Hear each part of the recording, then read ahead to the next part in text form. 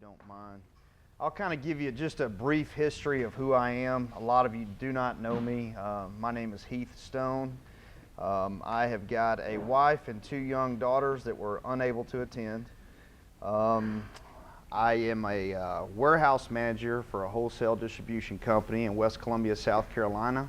So if anybody here is from South Carolina or surrounding state, you know, you've got another buck collector in the area. I started collecting in 1989 out of a need, you know, to clean my deer. I had been prior to that using my father's knives. He always saw value in the buck line, and so that's what we used. In 1989, he allowed me to get my first buck knife. It was a 112. My dad had a early 112, and so that's what I selected as well. I collect mainly fixed blade knives, particularly the 100 series. I do collect the early handmade knives, 110s, 112s, 122s, 124s. That's pretty much where I stay. A few thank yous. I don't get a chance to publicly thank a lot of the people that have helped me. I'd first of all like to thank our Lord and Savior for letting us be here today. He has been intertwined in the buck knife family, as CJ stated last night. I'd like to thank the buck family for allowing us to be so intrusive into your lives. I feel sometimes that I dig a little too deep, but I feel that it's necessary. I'd like to thank my dad for getting me started. He's been a very big part of my life, one of the greatest fathers I think there's probably ever been. I'd also like to thank Larry Oden, Joe Hauser, Leroy Reamer, and Jerry Quinn. Those guys have just given and given to me, just unselfishly. They've just given so much. I spend hours on the phone with these guys, and they've really helped me to get to where I'm at in my collecting stage. Not only sharing their knives with me, but their knowledge. I recommend to anyone here, no matter what your age or what you collect, Craig kind of hit on it, find a mentor. These guys are mentors to me, and like I said, I talk to them weekly, and they help me to advance. I got this idea. I'd been working on trying to figure out how to get all this down on paper. I was unable to attend the 20-year event, but thank goodness the Buck Club had the foresight to videotape everything and allow people to buy the DVD sets. That just meant the world to me. My wife was pregnant with our first child. I was unable to attend. Joe did the 100 series timeline, I believe it was, or your typical phone call. It was something along those lines. Well, I started trying to put down my own timeline. I was sitting up late one night, and the timeline just kept growing and growing. I knew there was no way to get it onto just one sheet of paper, and so this thing started growing. Larry got the idea that we might be coming to Smoky Mountain Knife Works, asked me if I would present. It's the least I could do to try and repay for all that I've taken from the club. So thank you once again to the club for the DVDs. That's really what allowed me to get this started. We're going to be talking about the 100 series fixed blade knives today, starting out with the 102 Woodsman. It's a 4-inch straight blade with a fine point for fish and small game. The 103 Skinner, a wide 4-inch blade, heavy, fine edge. Weight, size, and design of this knife makes the toughest skinning jobs possible. And all these just basically the definition of them came from early 1960s buck advertising in their little catalogs or supplement catalogs. The 105 Pathfinder, this heavy-duty 5-inch blade is a wonderful all-purpose knife for general outdoor use. Much heavier blade than the Model 118 for those who need a rugged knife. The 116 Caper, a short 3 1/4 blade designed for saving the trophy, best suited for working around the horns and ears. It's also a splendid knife for panfish, small game birds. The 118 Personal, this famous buck knife combines the skinning sweep of the wide Skinner with a 4 1/2-inch slender blade of the small game knife. The 119 Special, one of my favorite knives. I just like the overall feel of it, but it's a practical Bowie styled knife with a 6-inch blade and blood groove, beautifully balanced and shaped, designed for heavy all around work knife. The 120 General heavy bowie style knife, similar in shape to the 119, but with a 7.5-inch blade. This knife is used by many as a survival knife, good for all around camp use, chopping game, and as a fighting knife. 121 Fisherman, the fisherman's dream. This 10-inch overall with a gentle curving flexible blade for perfect filleting. This is the perfect knife for all kinds of fishing, from ultralight to deep sea sport fishing. Let's see, catch up on my notes here. Kind of what's going on around 1961. CJ kind of let us in last night. Thank you for that. I wasn't expecting that, but you really helped me kind of lead into this. It's so hard to start in the middle of the story, but CJ kind of helped bring things full circle for me. 61, April 7th of 61, Buck is incorporating. A lot is going on. Buck is going from their early handmade knives into a factory production mode. Prior to 61, you would have seen ads in Outdoor Life, Sports Afield, different magazines that would have looked similar to this right here. You would have sent your money in and you would have received whichever knife you would have selected. They did this with the lucite knives, with the lignum vita handles, with some of the different materials you'll see out there.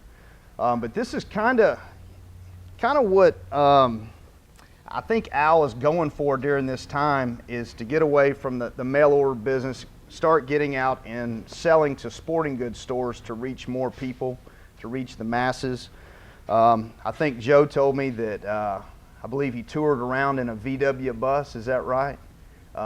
You know, selling some of these different things. And I heard on Chuck mention on the Buck Knife DVD video that he would borrow the phone book page of whatever town he was in, and that was his itinerary for his stay in that town. So that I found that kind of interesting. One of the reasons why you see these early factory production knives, these three right here, you have the lignum vita handle, the elk, and the ebony handle next to a couple of the factory production knives. Is in 61, they didn't just stop things. Things don't begin in January and end in December like we would like them to. We like it nice and clean and neat, and it's just not that way, unfortunately. These mail order ads were still out there. You know, the magazines were still hanging around. People were finding them, sending in the ad. They didn't know that Buck had switched over to a factory production mode. So Chuck and his brother Frank spoke with their dad Al and said, hey, we would like to continue filling these orders. And Al allowed them to do that. And from that point, my understanding is that Chuck was able to put a down payment on a house and Frank purchased a car. And that's the story I've got from through the years. Things are starting to change, as you can see with these knives. The overall shape of the knife really never changes. I mean, even today, I mean, things look pretty similar. What we're going to be talking about is the details, the small things that do change, such as handle material, the construction of the knife, and blade stamping. But, you know, for the most part, the knives don't change a whole lot, and some things were kept through the years and some were changed. This brings us up to factory production models from 1961 to 1962. The construction of the knife is what we call a barrel nut. The tang of the knife comes down and there is a bolt brazed onto the end of the tang, a 1/4-inch bolt. And if you look at Larry's display, I don't have a picture of it in mind, but watch your eyes. But on right here you can see there is a small bolt brazed on the end of that tang. And what you had is you had the component parts of the knife that were slid onto that tang. This is an aluminum spacer, leather, aluminum, leather. The phenolic handle, and then we go back with leather, aluminum, leather. Then the butt, which had a pre-drilled hole in it. All the components were slid on, and the barrel nut was tightened down to keep all those components together. Sometimes this hole would prove to be a little too deep, and they would plug it with aluminum. The spacer material during this time frame, it was a 1 year that they used it. It was a carryover from the early handmade knives, was the leather spacers. you'll see. You can really tell the leather. Sometimes they vary in color from a little brownish to a black color. I think it has to do with age, you know, and sometimes you can see them, they're kind of wavy. They're pretty easy to tell. You can see Larry's display as well, and it'll show you. But occasionally you're going to have, the majority of the time, the standard is 4 spacers. Occasionally you're going to see this 5th spacer in there. Larry may know differently. What I understand is sometimes things were not measured correctly. Things were not standard at that point in time. It was still a lot of hands-on making of the knife. And so they would have to add an extra shim on when a measurement was off. Is that what you understand, Larry, Joe? Okay. The blades at this time were 440C forged blade. I don't know a lot about the construction of knives, but what I've talked with Joe and Larry and kind of understand is that it was a 2-piece die. There was half a knife on this side and a half on this side. A billet of steel was laid in the middle. It was slammed together, and out came the rough shape of a knife. Is that basically it? Is there anything you can elaborate on that at all? It's a pretty wild operation to watch. You know, that billet is orange hot, and that drop hammer comes down and smacks that billet into the shape of the knife, the blade. It's a pretty interesting process to watch. Right. Unfortunately, I've never been able to see a process like that. I tried to find some examples on YouTube or something, but I just couldn't find exactly probably the way it was done. But anyway, that takes us 1961 to 1962. Let's see here. Buck originally advertised the handle materials in this way. Knives are equipped with phenolic handles in ivory or ebony and are especially designed to fit the hand. This material is impervious to heat, cold, and shock, and is practically indestructible. Larry described it pretty recently in one of the newsletters in a good way. He said that phenolic is a plastic resin that Buck introduced in '61. The material is very similar to a bowling ball. So that kind of gives you an idea of what the handle material is and really feels like. The blade stamping is what I call, or most of us call, an inverted stamping. It's stamped Buck only. There's no model numbers. There's no year dates. It's just Buck only.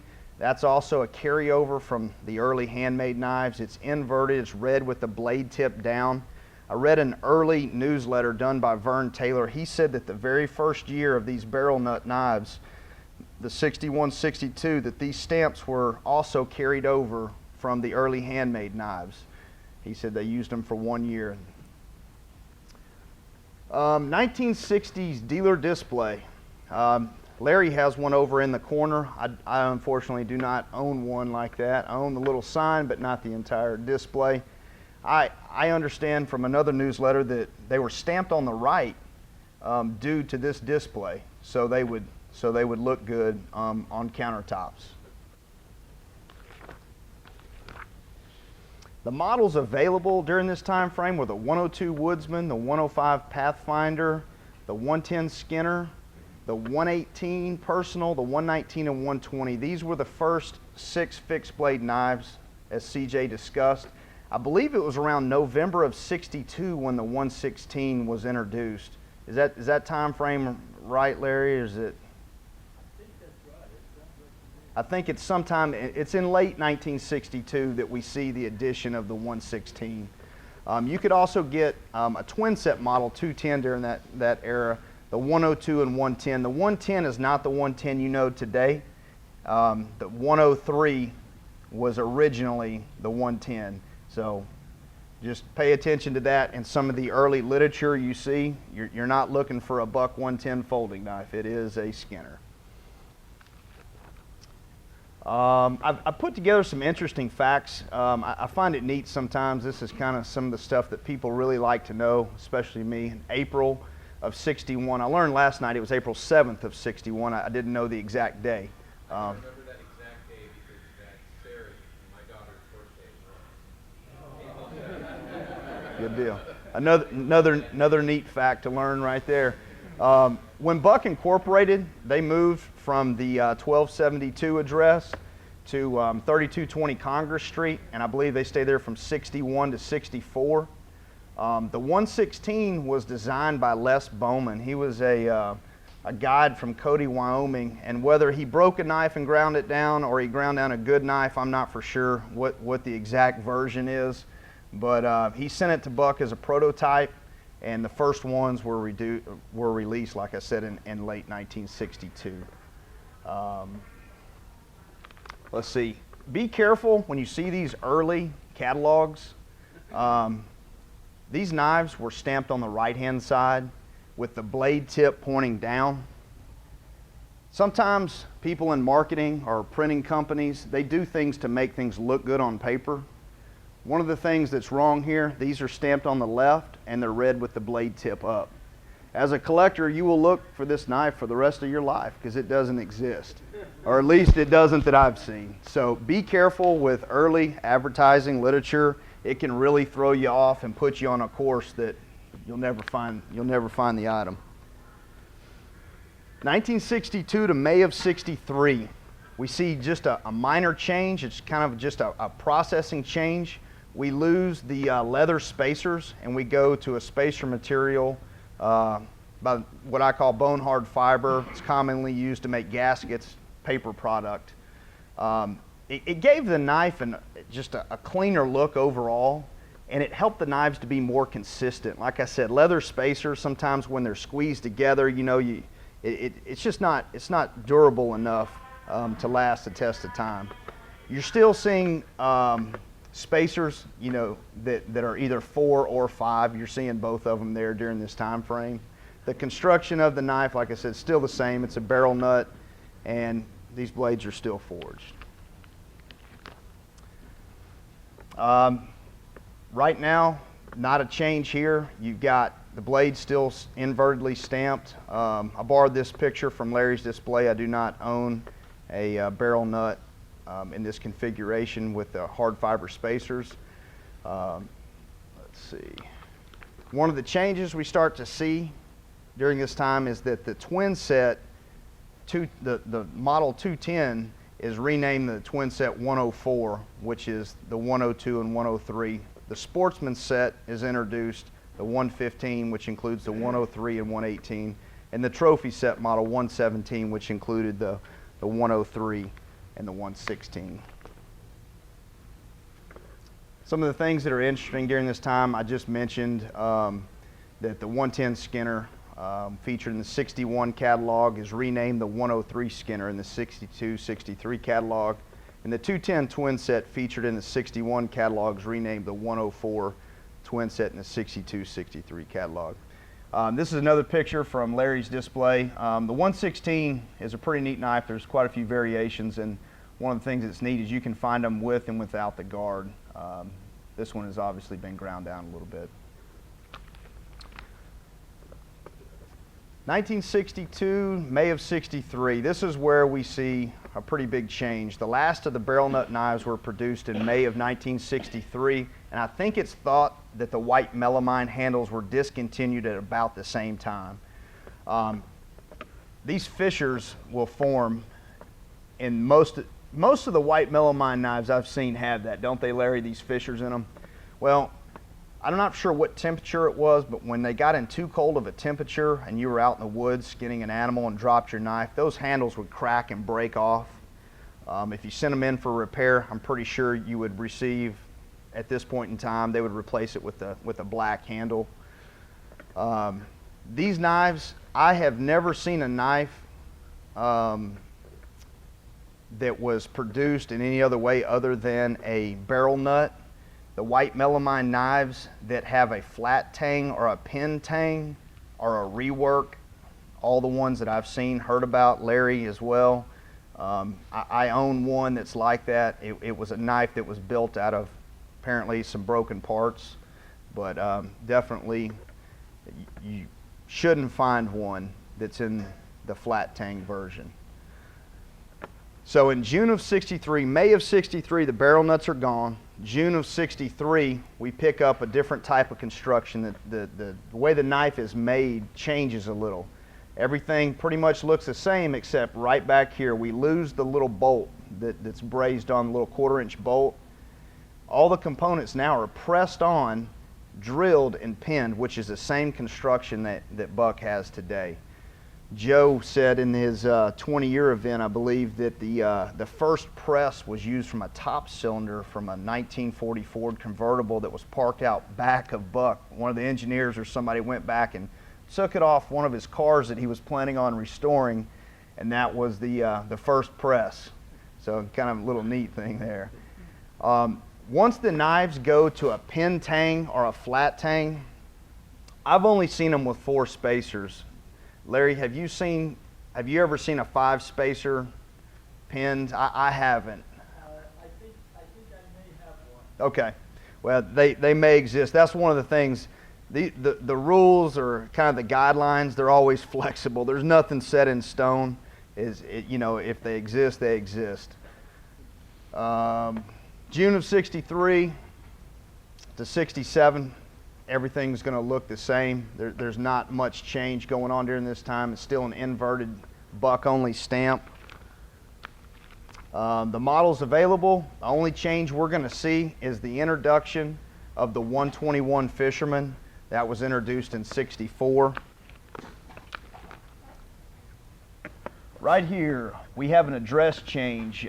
During '64 to '69, Buck has seen some growth and is moving over to 6588 Federal Boulevard, San Diego. I just recently saw a knife. One of the gentlemen here has a knife that has this. This is the pinned part of the knife. This is what holds the knife together, not this right here. What would happen is when these knives were being finished and somebody was cleaning them up too much, you would have porosity, which is little pinholes that form in this aluminum, little voids in the metal. Well, when you continue to work on that knife, it opens it up. That hole gets larger and larger and larger. Well, instead of just ditching the knife, what Buck would do is take and drill out that area and would plug it with a piece of aluminum. So you're going to see these knives around. It's not a second pin, it's a plug, and don't get confused by it because that throws a lot of people. In 1964, the 121, it was introduced with a fish scaler on the spine right here. In '67, they eliminated it. It just weakened the blade so much that they would snap. I read a piece too, and I'm not for sure on this one, but it said the reason why these early blades were stamped horizontally is when they stamped them here, the blades were so thin that it caused stress fractures. Had you ever heard that, Joe? Yeah. Is that the case on that? I don't know if that's actually what happened. I just had heard that someone remembered that maybe why it was up on the backbone there. Right. Well, anyway, that's kind of the information I have. Just kind of a neat piece that that's out there. The 121s, the very first ones had this double keeper strap. This was the early sheaths that they had. Real rare. It's very few of them out there. It's neat. That would have been the horizontally stamped Buck. The very next one would have received this single keeper strap, and then it would have gone to the flap over sheath that most people know. So some neat sheaths there. Very rare, hard to find. Like anything, Buck had an overstock of these pre-drilled pommels they were using for barrel nut construction. Well, they weren't going to throw them out. They were going to use them. So you can find knives out there. They're very hard to find, but you can find them that have a pin in the side, the flat tang, and it also has a plug in the rear, which is what a barrel nut is. That is another version of knives that you can collect if you like fixed blades. They're super hard to find, but I don't know how many exist, but they did use them up. I own a 119 that looks like this. So they are out there, and that's what they are if you find one. 1967, we have a lot of changes that start happening in this year. Like I said, the construction of the knife is going to remain the same. The spacers are still the same. The one thing we see in '67 is a change to blank blades. And the best way I can describe it, Joe, is that like a coil of steel that comes through and it kind of cookie cutters. It cuts the blades out one at a time. I think it's a processing change to allow Buck to speed up their manufacturing process. If you watch the Buck Knives video that we have for sale at the club table, it shows a fine blanking process, which I think is pretty similar to the conventional blank blades. It just punches them out one at a time. There's still a lot of finishing work that has to be done to these blades once they're blanked. but it does, I think, speed up the overall process. We see a change. There is a dot placed after the buck. It's still inverted, it's still one line, but there is a dot, and that dot represents the change from forged to blank blades, or that's what it's thought to be anyway. No change in the models. During this time, everything is going to remain the same. Like I said, the small dot represents change from forged blades to blank blades. 67 to 69, really the biggest change we're going to start to see is the blade stamps right now. Everything's going to remain the same during that time. They added the USA under the knife. It's still inverted. It's thought that they added that. They started exporting knives into Canada, and so they wanted that USA stamped on the blade. Models remain the same during this time period. Here's another interesting one I was looking at. Buck was known to use their catalogs or catalog supplements for just years and years at a time. But this is a little catalog supplement from 1967. And if you'll notice, these blades, you know, right here, I think this should be a 1964 110, 1964 horizontally stamped 121, 1965 axe stamped here. So although it's a 1967 catalog, don't get caught up too much in using these catalogs to date your knives, because it will really mess you up.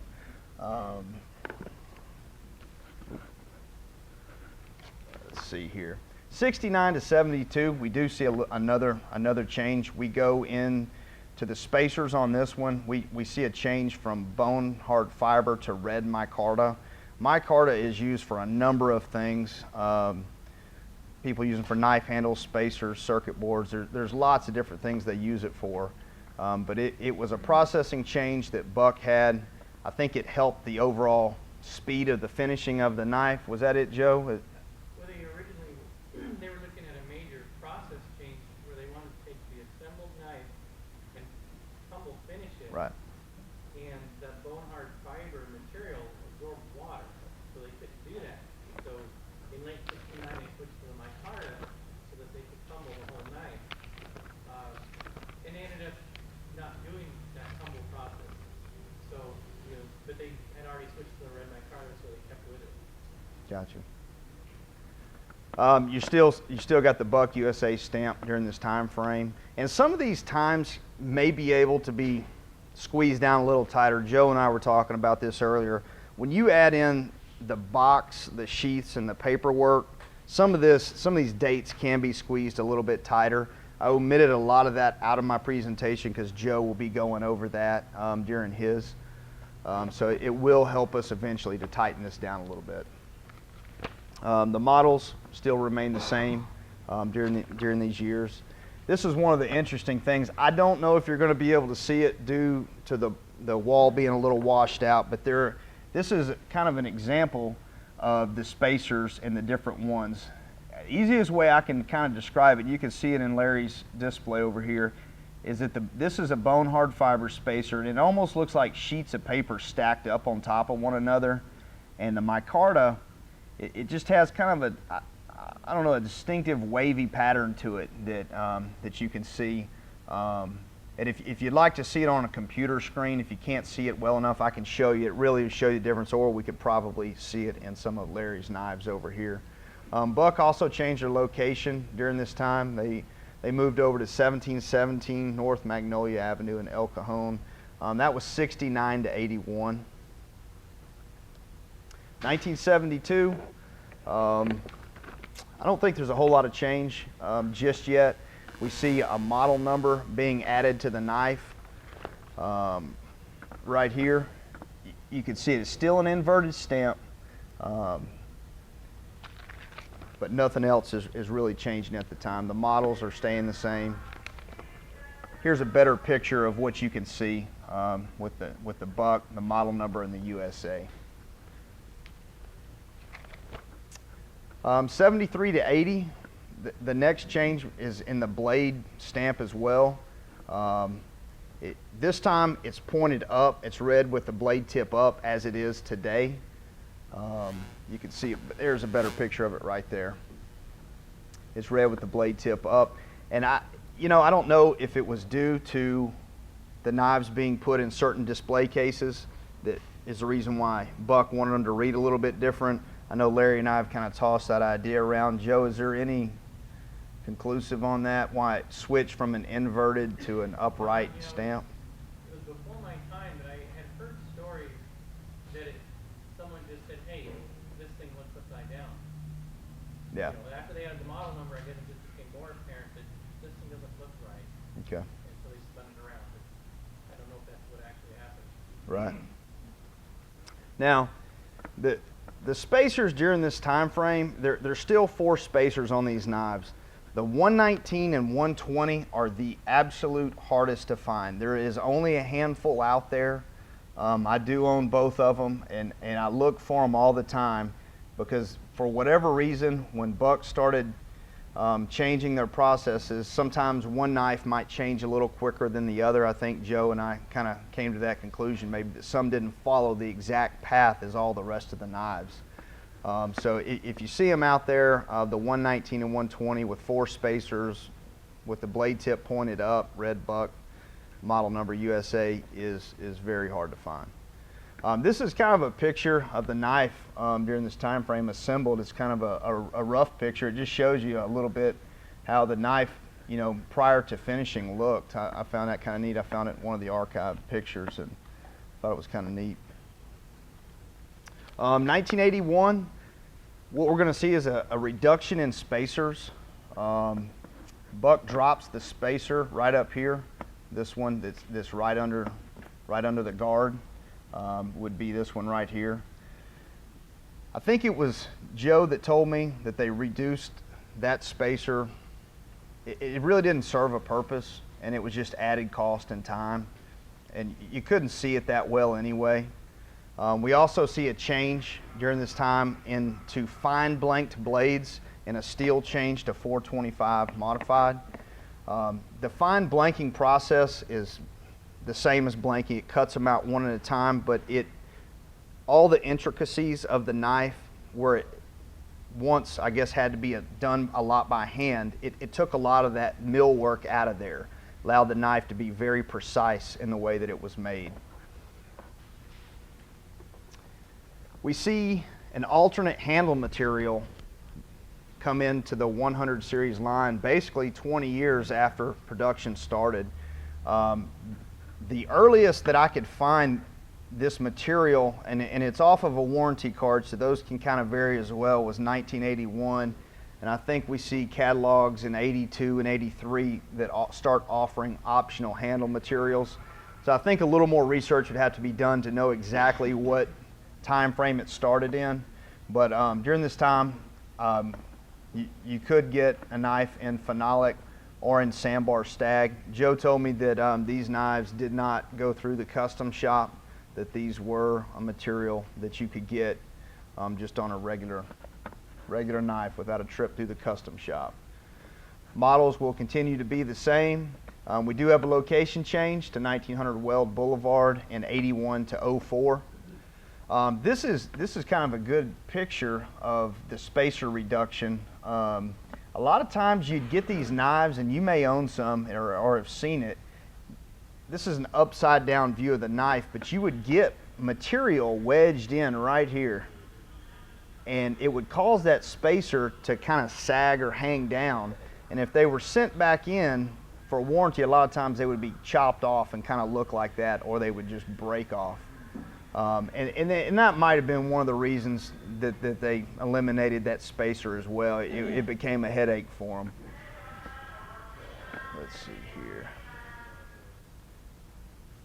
Here's another picture of the knife, and I don't know if it's too washed out, but can you see the separation there in that bottom spacer? I'm not for sure if you can see it, but that is kind of an example of what was happening with those knives. 81 to 85, there is another reduction in spacers.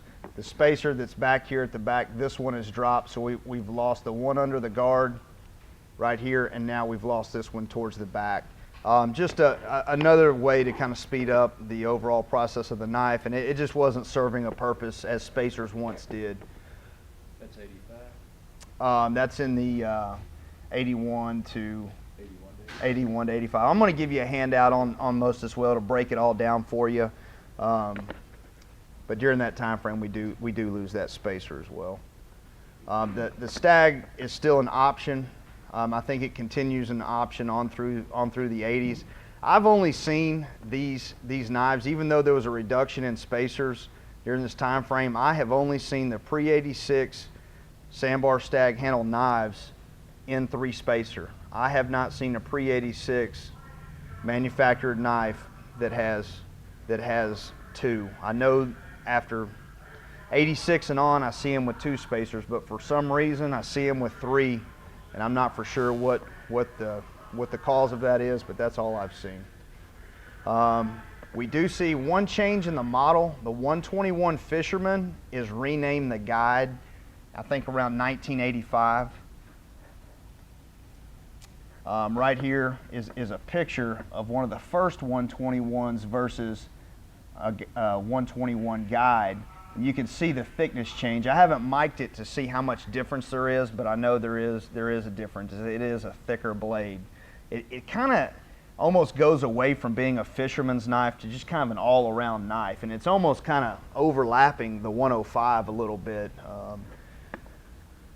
Here is the 121s from 1964, which would be down here to 85, coming all the way across. Shows you the different ones that were made during that time frame. There were 4 that had fish scalers. Those seem to be very popular in the collecting world out there. They're pretty neat knives. Let's see what other pictures I have. This shows you a picture of basically from the 1950s through 1985. I chose the 118 for this presentation because it was Hoyt Buck's favorite knife, and I found it kind of fitting. So that's one of the reasons why I chose that knife. But it kind of shows you the transition through the years. Like I said, it's kind of hard to see up here, but it will show you all the different blade stampings. Kind of a neat picture. This is 61 to 85.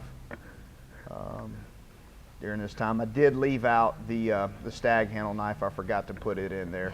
There is another white melamine knife right here that will have bone hard fiber spacers, but I don't own that knife, so I was unable to fit it into the picture. Modified production knives. I have learned from Joe and Larry to read the knife. You see a knife and you think you found something that no one else has ever seen. What you have to do is learn to break it down. I used to get really excited when I would find these knives and think, oh, this is the first that there ever was, but it's usually not the case. When you break this knife down, this is a 2-line 103 Skinner with elk handles on it, and it appears to be factory done. Don't know for sure, but it has bone hard fiber spacers. I bought this knife from someone in California that used to do business with Al, and they said that it was given to her husband from Al. This man would sometimes give him different handle materials and things that they would use on knives, and that's the story I got from this elderly lady. But a neat knife. If you could see it, I mean, first of all, you see that it's a flat tang knife, so that breaks it down, from June of '63 forward, so we know at least that much. Then we can see that there are bone hard fiber spacers, so that brings us, from the 62 point up to like 69 in that time frame when it switched. But we also see, the addition of the USA. So this lets us know pretty much this knife was made somewhere between 67 and 69 when they still had the hard fiber spacers. This knife right here is an interesting knife. When I found it, I really didn't know what I have. I talked with Joe and Larry about it. This was actually a pre-factory production knife. This knife was made prior to 1961, and at some point something broke on the knife and it was sent back to Buck. You can see some of the early details of the knife with brass and the aluminum guard, but it's got the bone hard fiber spacers and it has a pin tang and a phenolic handle. So all of these items were not introduced until the June of '63 forward. So at some point this knife was reworked by Buck, and it's just all about learning to read the knife. These guys have just taught me so much how to break it down and kind of zero in on the time frame. So I know this knife was reworked sometime before 1969. That's about all I know on it. My 100 series collection, if you can see it, it's pretty broad. I have every knife all the way up that I know of, except for a complete collection of the white melamine knives. It's every model available in the different blade stampings and spacer materials and construction methods. If you have any questions, you know, I'd love to help you in any way I can. That's basically it for me. Do you know why the 110 was renamed the 103? I don't know why it was renamed. Joe might be able to answer that. I have no idea. There's really nothing documented, or looking at the progression of model numbers, there's nothing that really suggests, oh, that makes sense that they changed it. Prior to that, all the fixed blade skinning knives, you had a 110, a 111, and a 113. So it doesn't really have a nice smooth transition or a reason to why, well, let's change this to a 103. I don't know why they did that. Yeah, I mean, the model numbers were changed at times, and I just don't know why. It is kind of close to the time that the 110 started to be developed. Yep. So They weren't the thinking 110 ahead. folder. They weren't thinking ahead that, well, we're gonna make our folders, that's not possible, that they were thinking ahead to. I don't know, I saving mean, it. because like the extension to the 110 was a 112, which that part number was also used to be a Skinner, in the 50s, 40s. So I'm not sure what was going on there. Yeah, it's one of those things that gets lost, unfortunately. And there may never been a reason why, and there may have been, but one of the most important things I've learned, especially in doing this, and that this is a project that I'm going to add to for the rest of my life. This thing will continue to grow. Some of the things I omitted, I'm going to put back in, and try to really nail down this stuff. I mean, what happens is guys move on, guys pass away, lose interest, and this knowledge just dissipates. I mean, it is so vital that if you know something, get it down on paper, get it to somebody that collects it, let somebody know. I mean, because the future, we don't know what it holds, and any of us could unfortunately go at any time, and I mean, all that knowledge is gone unless it's down somewhere. So if you know it, write it down. What about 107? Is that considered the same line, the little Scout?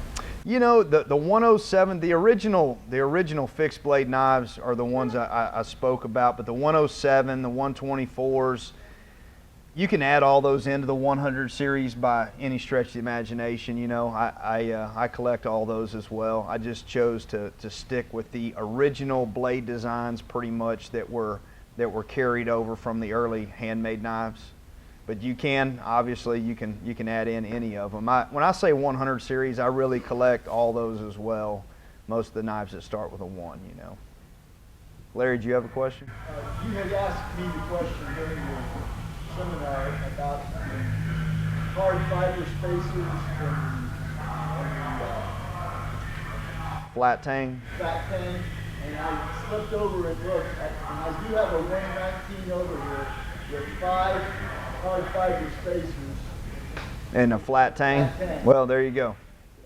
Yep, because I don't own one, and I didn't check with Larry prior to this. One of the questions I had in the middle of the night, it just never translated over to the next day. I mean, you sit up all night working on these things, and like Craig was talking about. And that's the thing, like I said, there is no set in stone rule. There's transition periods, and they kind of use up what they have, and that's what makes collecting so interesting to me, is there's so many models and variations and changes out there, and that's what I collect, is the details, kind of like Craig. I mean, that's what makes it fun. When did the 124, I mean, it was first the Nemo. Can you tell us about the Nemo and the 124? Because that's really hard to find now, too.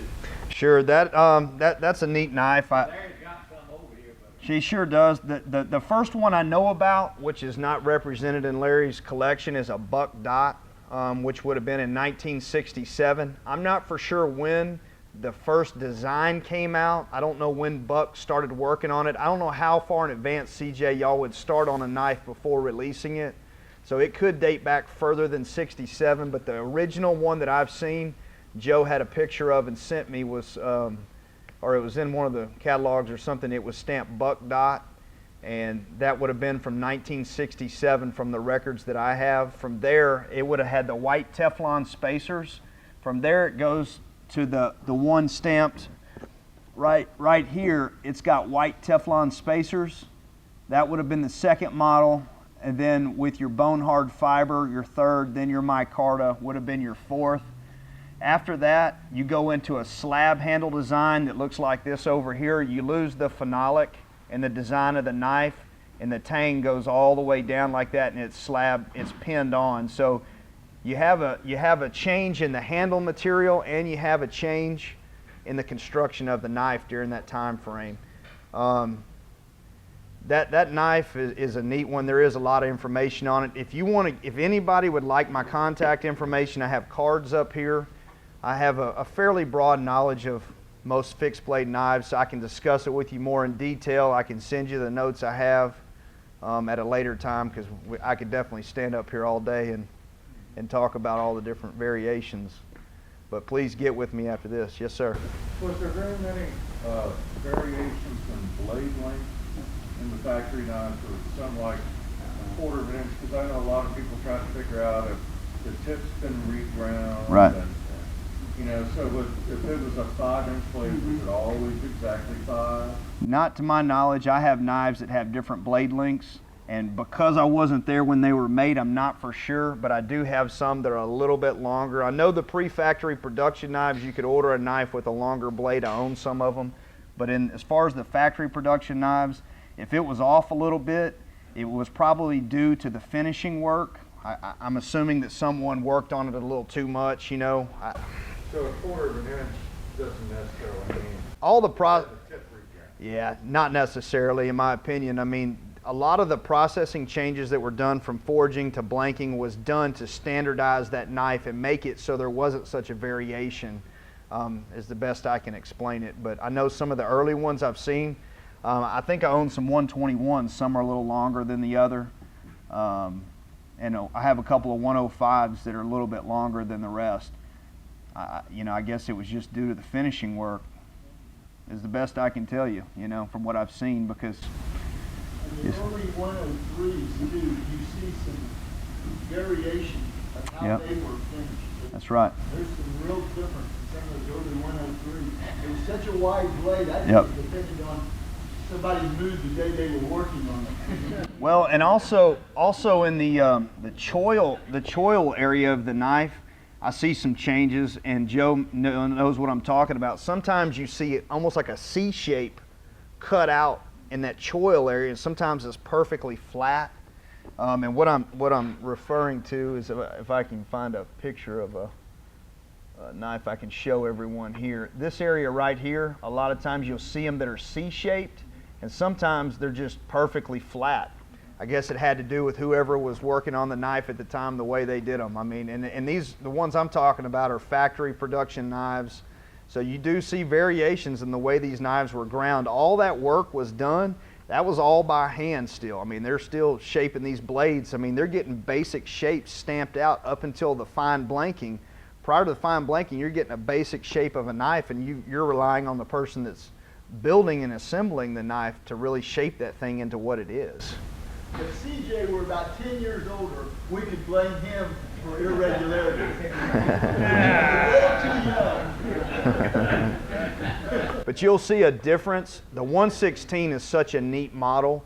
One of the things I forgot to tell you, that 116, I heard Chuck say one time that the 116, some of the early ones were made from other knives. There's evidence of that in more than one way. They were made from 102s, 105s, 118s. They were made from different knives. You're going to find 116s with different blade lengths, different thicknesses, different widths. I have some that are clearly made out of a 105 blade. I mean, it's just night and day. I mean, When did they stop production on the 116, oh gosh, it's sometime in the 80s, I believe. My collection doesn't go that far. I stop at 85. I don't have any of the knives with the year marks on them. And Is there 116 with a year mark on it? oh yeah, there's an 80. I know that there's an 86 for sure. I know. It's somewhere in the late 80s. I'm not sure on the exact date, but we could definitely find that out for you. I know there are some with year dates on them. I don't own any of them. Heath, you didn't mention the sheaths. Were all the sheaths for this era of straight blade knives made by the same? No, sir. There was 5 or 6 different manufacturers. I'm not for sure. Joe is going to get into this on his presentation. I purposely omitted that from mine because I couldn't see us doubling up on the same presentation. But I'll let Joe get into that more. And I've got to get with him on some of it as well. But you see a big change in the sheaths and the designs. I mean, that is a whole nother realm of discussion. And I'd be glad to talk to anybody outside of this, but Joe is going to hit on that information. One last little question. Yes, sir. On the tang stamp, I've seen some that just look razor sharp and are really deep. Mm-hmm. Was that done by hand, like with a Well, what you find on these stamps is a lot of times these dies would wear down, and so some of the better dies, I believe the newer ones, would stamp it deeper, and as they got older it would be a more shallow stamp. You'll even see occasionally like double stamps, you know, where they had to hit it again because the first time was too shallow. Yeah, like a coin, you know. Yeah, sometimes there's double stamp coins. The very first knives, the ones the first barrel nuts, Joe, were those hit by hand? And I think they were, because what I read is that they reused those stamps from the early handmade knives in the very first year. Now after that, I'm not for sure if it was included in the die. Well, it wasn't part of the forging die. It was a separate operation. And I've got some of the stamp blocks just above, and they look, you know, like a stamp that's designed to go. Larry's got some right back here. Take a look at those later. They're pretty neat.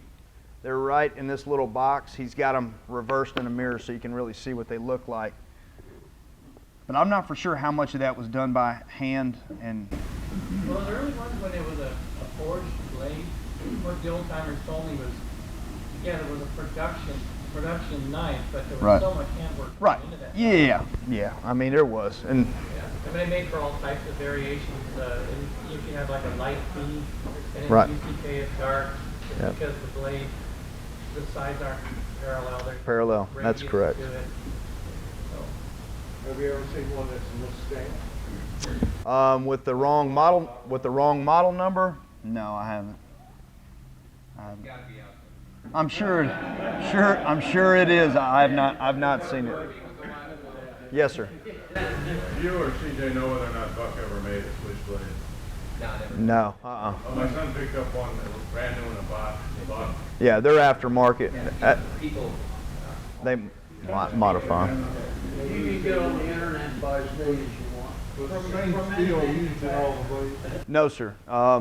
It was 440C up until 81, and then from 81, part of 81, I'm not sure what month in 81, but 81. It would depend when they ran out of the blade. Yeah, whenever they ran out of the blades, it went to 425M. But then there was another steel change in the 90s. So you see two steels from 61 to 85, and then after 85 you see a change as well. 425M was the fine blank. Right, it allowed them to fine blank the knives. Too hard, even before he drew the fine blank.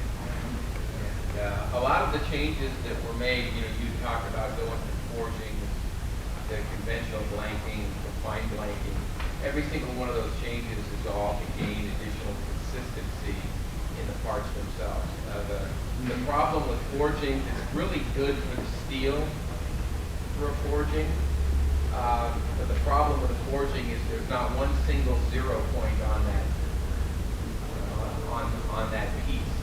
So if you're setting up tooling, if you're setting up some type of gang milling operation or something, there's no consistent 0 point on that knife. So forging is just a flow. there's no control point. Right. So we got into conventional blanking because now we can have some control points. Now conventional blanking doesn't give you the detail, but you can at least get a couple of 0 points that are always in the same place. That's where you clamp the part while you mill it and get all your other points you need. And the great thing about the fine blanking is it gives you that whole periphery now is consistent. Right. So, you're not talking about, it's more important with folders than with fixed blades, but when you start talking about 110s, there was a whole operation to custom fit the rocker and the blade together because it was random. You had to custom fit them. By the time we went into fine blanking, you could take a rocker from one knife and a blade from another knife and assemble them, and they worked just fine. That was the point of that consistency. Another point I wanted to raise is like, you're thinking about why was a spacer removed or why was a blade changed, why did certain things take place. The vast majority of the changes we made were there ways to pull cost out of the knife without affecting the functionality of the knife. And so, that extra spacer, is anybody going to miss it? Probably not. Well, there's a nickel or 10 cents or something per knife that nobody's going to miss. Doesn't impact the functionality of the knife. That was the type of, some of those changes were based upon if we can pull cost out of the knife while not impacting the functionality of the knife. Yep. Because the early knives, when you see the 5 spacers, they were used for shims. That's what they were there for. They actually served a purpose, but as you spoke of, it just didn't really serve a purpose. It was there because it had always been there. And like you say, it was a way to save on cost, and it didn't. The goal of modern didn't affect manufacturing anything. is almost to eliminate collectors. You're trying to put out such consistency, there's no variation.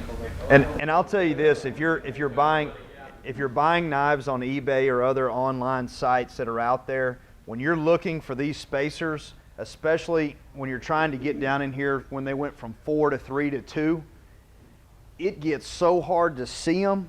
And it's like you said, there was no reason for it. You couldn't even see them because they're almost the same color as the phenolic handle. I mean, it's so hard to see them anyway. And I ended up buying several knives I didn't need to buy because I couldn't tell, what they were. I mean, yeah. What Yes. year did Buck start changing, varying the steel? I mean, you had your basic 440 and your 425. When did they start adding, like, you could buy a knife in a S30V or a different type of steel? That is out of my range. I'd have to defer over here. That's The first time we started doing really experimenting on the steel was with the custom shop. That was back in the early 80s. And got into 154 CM and ATS 34. And just doing some variations of the steels. Not in production, but in the custom shop. And I don't remember when we started doing production versions. yeah, BG42. Yeah.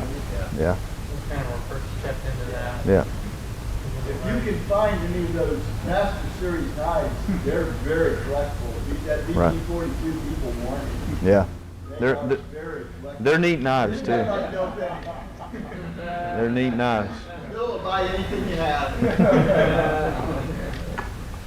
Well, if there is anything I can do for you, I do have a handout for you. If it's not specific enough for you, let me know. I can get this as detailed as you want to get to where my knowledge will take it. I'd love to help any of you anyway. If you have a friend, a son, a grandson, granddaughter, daughter that would like to learn any of this, feel free to contact me. I am on East Coast time, so please do not wake my children up in the middle of the night. You know. Good job. All right.